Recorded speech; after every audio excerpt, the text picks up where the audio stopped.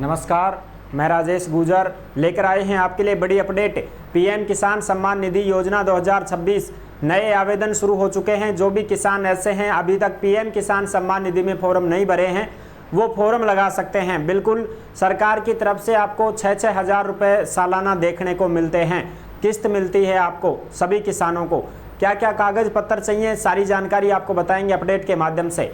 देखो यहाँ पे पीएम किसान सम्मान निधि अपडेट 2026 नए आवेदन शुरू, किसानों को मिलेंगे 6-6 हज़ार रुपये।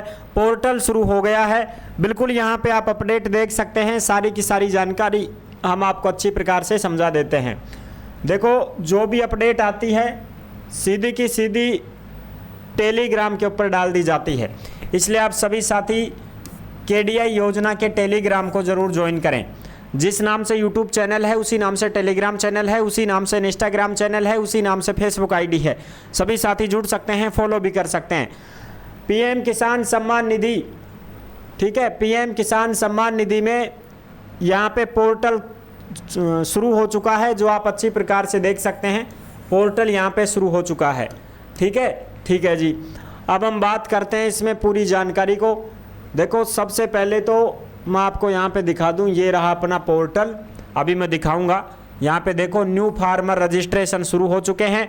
स्टेटस देखना चाहे तो स्टेटस भी देख सकते हैं। 22 किस्त अब तक आ चुकी हैं। मार्च 2026 में गुवाहाटी असम से डाली गई थी। अब 23वीं किस्त आएगी किसानों के खातों में, ठीक है। प्रधानमंत्री जी द्वारा डलते हैं ये पैसे। और राजस्थान के किसानों को भजन सरकार जो है वो भी हज़ार रुपये देती है। 3 किस्त मिलती हैं प्रधानमंत्री की तरफ से और 3 किस्त मिलती हैं मुख्यमंत्री की तरफ से। तो वो तो प्रधानमंत्री तो 2-2 हज़ार रुपये देते हैं और मुख्यमंत्री हज़ार रुपये देते हैं। इस प्रकार से 4-4 महीने के गैप में 4 महीने 12 महीने में 3 किस्त आती हैं, ठीक है। जिसमें 2,000, इसमें 2,000, इसमें 2,000, 6,000 रुपये तो मोदी जी देते हैं और 1-1 हज़ार रुपये भजन सरकार 3,000 ये देते हैं। 9,000 रुपये सालाना किसानों के खातों में आते हैं, ठीक है। बिल्कुल, तो सबसे पहले आपके पास क्या होना चाहिए, फॉर्म आप भरना चाहते हैं तो सबसे पहले आपको फार्मर आईडी बनवानी पड़ेगी।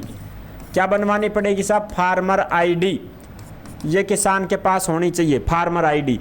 दूसरी चीज़ आपकी EKYC मैंडेटरी है, यानी कि अनिवार्य है।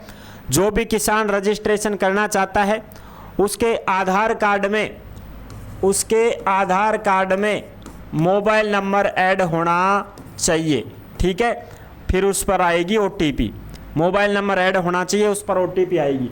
दूसरी कंडीशन, किसान 2019 से पहले का होना चाहिए, यानी कि यहाँ पे आप देख सकते हैं किसान 2019 से पहले का होना चाहिए। देखो ओनरशिप 2019 से पहले होनी चाहिए उसके पास, यानी कि जमाबंदी में नाम आपका होना चाहिए 2019 की में। 2019 की जमाबंदी में जिस किसान का नाम है उसी को यहाँ पे पेंशन मिलेगी, यानी कि ये किस्त मिलेगी। पेंशन नहीं है, ये तो एक किस्त है, ठीक है।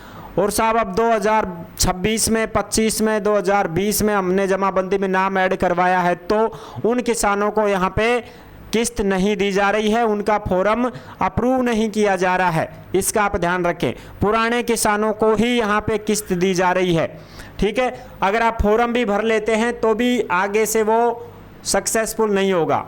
कोई ना कोई मिस्टेक अगर आ गई तो वो पेंशन आपको, ये किस्त आपको नहीं मिल पाएगी। इसलिए अब बहुत टेढ़ा काम हो गया है इस किस्त में। EKYC भी आपको करनी पड़ेगी। OTP आती है, आपके आधार से जो नंबर जुड़ा हुआ है उस पर OTP आती है, ठीक है। इस प्रकार से यहाँ पे देख सकते हैं आप पीएम किसान सम्मान निधि, आधार नंबर, एंटर मोबाइल नंबर। अब इस आधार नंबर में जो मोबाइल नंबर है जुड़ा हुआ है उस पर OTP जाएगी, ठीक है ना।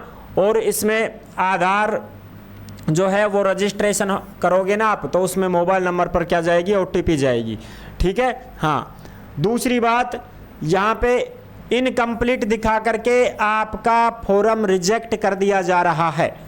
इनकम्प्लीट दिखा करके, कंप्लीट नहीं हो पा रहा है। देखो क्यों नहीं हो पा रहा है, क्योंकि इसमें आधार बैंक अकाउंट से भी जुड़ा होना चाहिए, आधार में मोबाइल नंबर भी होने चाहिए, EKYC भी कंप्लीट होनी चाहिए, ठीक है। और इसमें क्या क्या मांगा जाता है, और इसमें जैसे भाई आप किसान हैं तो 2019 में जमाबंदी में आपका नाम होना चाहिए।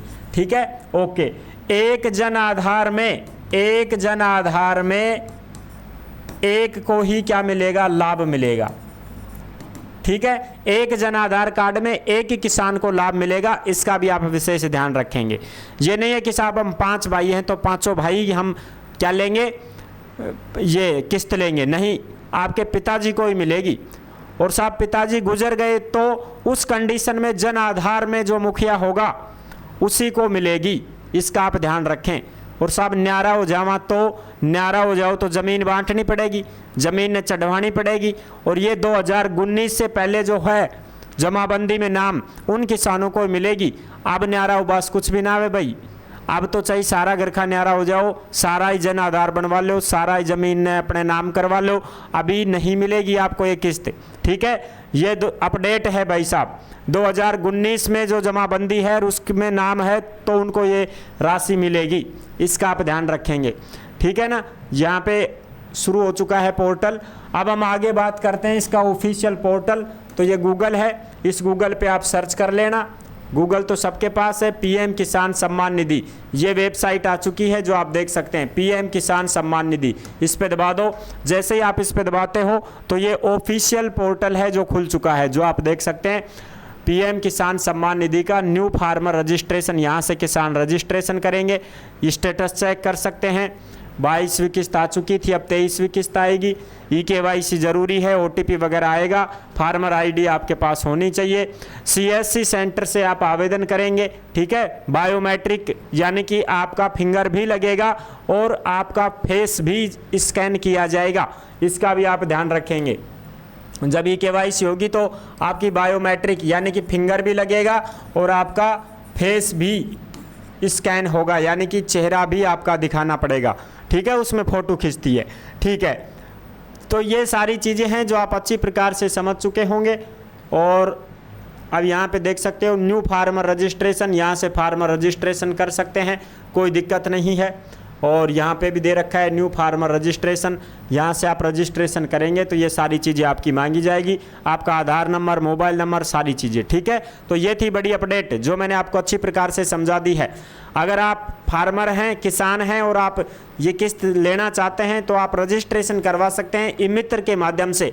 ठीक है, पोर्टल बिल्कुल खुल चुका है, चल रहा है, लेकिन ध्यान रखना डॉक्यूमेंट पूरे कंप्लीट आपके पास होने चाहिए, तभी आपको ये किस्त दी जाएगी, अन्यथा आपका फॉर्म रिजेक्ट कर दिया जाएगा। और अब तो बहुत ज़्यादा संख्या में फॉर्म रिजेक्ट किए जा रहे हैं। ठीक है, हाँ, बाकी मैंने आपको सूचना दे दी है, आप आराम से अपना रजिस्ट्रेशन करवा सकते हैं। अब जो साथी भर्तियों की जानकारी पाना चाहते हैं वो KDI रोजगार के YouTube चैनल से जुड़ सकते हैं, यहाँ पे आपको सभी भर्तियों की जानकारी और अपडेट दी जाती है। नेक्स्ट वीडियो में मिलेंगे नई अपडेट के साथ। धन्यवाद।